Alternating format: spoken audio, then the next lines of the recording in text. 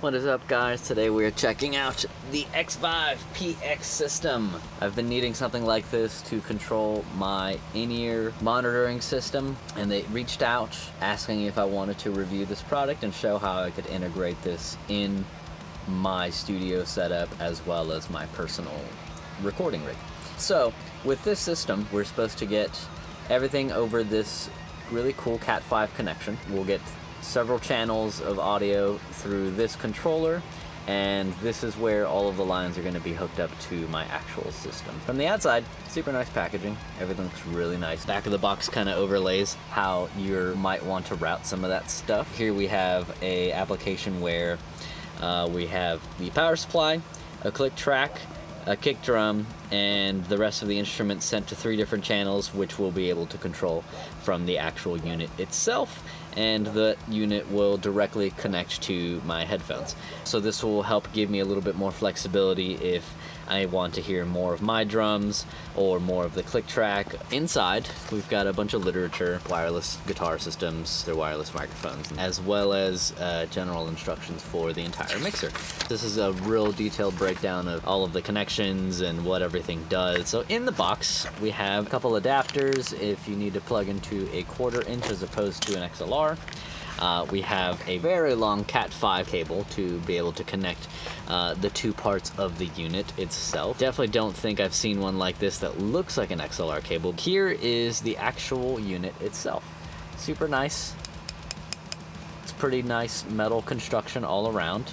The only thing that looks plastic is this little battery hutch. This is where you're going to stash the AAAs if you don't have the 9-volt.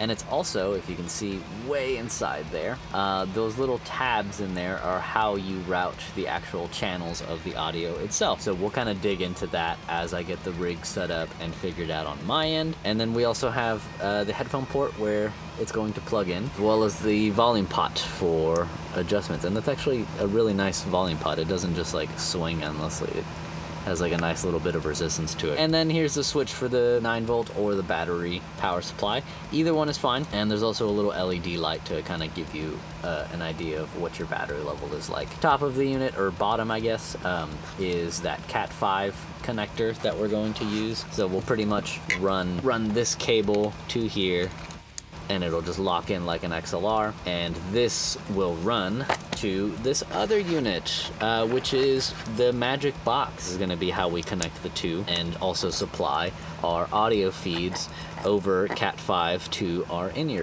rig. This has a nice braided kind of cord construction to it, nice and sturdy. Your 3 XLR lines as well as your 9-volt power supply. Now Xvive sells one on their website, or recommends the A2 power supply, but they told me that they didn't have any in stock, but that any standard 9-volt power supply should work. Let's go ahead and dig into how I'm actually going to set this up in my rig. So I've got the 3 lines routed out of my patch bay, and that is the feed in which everything is running behind this desk and through to the other room over there on the unit itself. As you guys can see, I have the feed separated into drums, demo, and the click track. The line from the other room runs to the bottom, and then I've got the volume pot with the in-ears plugged into it at the top. So, and then I've just got this cheap Velcro strap to tie it onto this floor tom leg, but you know, you can also just clip this to your person or to like a hi-hat stand, or kind of just like whatever. But yeah, again, really like the overall construction of this unit, as well as the routing for each individual channel we can see on the inside. The up switch means they're both going to center, and then you can also manipulate them to only go to one side or the other, so either your left or right, and this will give you a little bit more flexibility. Say if you're in a band rehearsal setting and say you want to run your rhythm guitars to the left and your lead guitars to the right and your own mix to the center, or a click track in the center that's feeding to everybody, this gives you a little bit of flexibility in that regard. So yeah, it's really just going to be about how you set it up in your own personal situation. Now we're in the drum room. I've got the entire PX wired up and ready to go. I have also used this in a couple of my client sessions, and they all had a really great experience with it, so I'm stoked to give it a try myself. So the way we have this routed, as I showed you guys in the other room, there is 3 outputs from my board, my patch bay, that I am routing audio to. One of which being the drums. So all of the drum microphones in my mix, everything is being routed to this top knob. The demo song is in the center, and my click track is at the very bottom. I'm gonna play the audio real quick. I'm gonna bring up all the levels and adjust everything to make sure that everything is at about where I need them to be.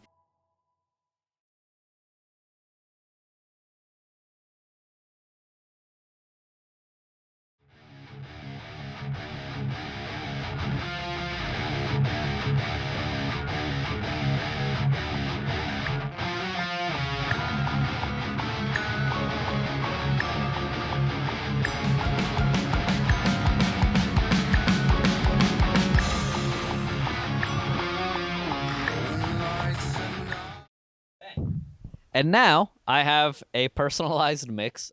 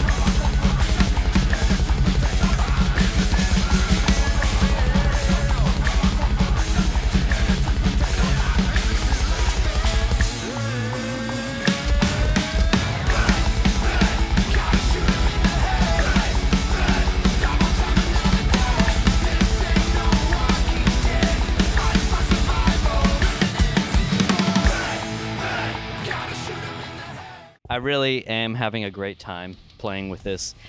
So there's a lot that you can do with this setup. It's just for me personally, I think this is gonna just live in the studio as like a playback personal mixer, which is ultimately what this thing was designed for. It's designed to be a personal mixer. Real quick, just wanted to thank Xvive again for sponsoring this video. They sent out this unit for review, but all of the thoughts and opinions on this unit are my own. Let's go ahead and do the 5-star system. So build quality, I have to give it 5 stars. The metal construction is really nice on the entire unit, and the plastic for the batteries is also nice. Cable quality is great. The adapters are all very nice quality as well. So as this unit comes out of the box, everything is really, really nice. So I'm gonna have to give this unit 5 stars. The only thing that I wish it included by default was the 9-volt power supply to remotely power this unit, but you can just use a standard 9-volt to accommodate those needs, and you'll be just fine. In terms of flexibility, I'm gonna have to give it 4 out of 5 stars. I do wish that it was a stereo unit or it had at least some more line options, but again, I get it. It's a small portable unit, not a lot of cable management to deal with aside from the initial setup. Overall, gonna sit at like a 4.5. If you're in the market for a personal in-ear mixer, I think this is a cool unit to take a look at. Thanks for watching. I hope you guys enjoyed the video. If you did, be sure to like and subscribe, and YouTube thinks that you'll like this video right here. I will catch you in the next one. Mwah. Goodbye.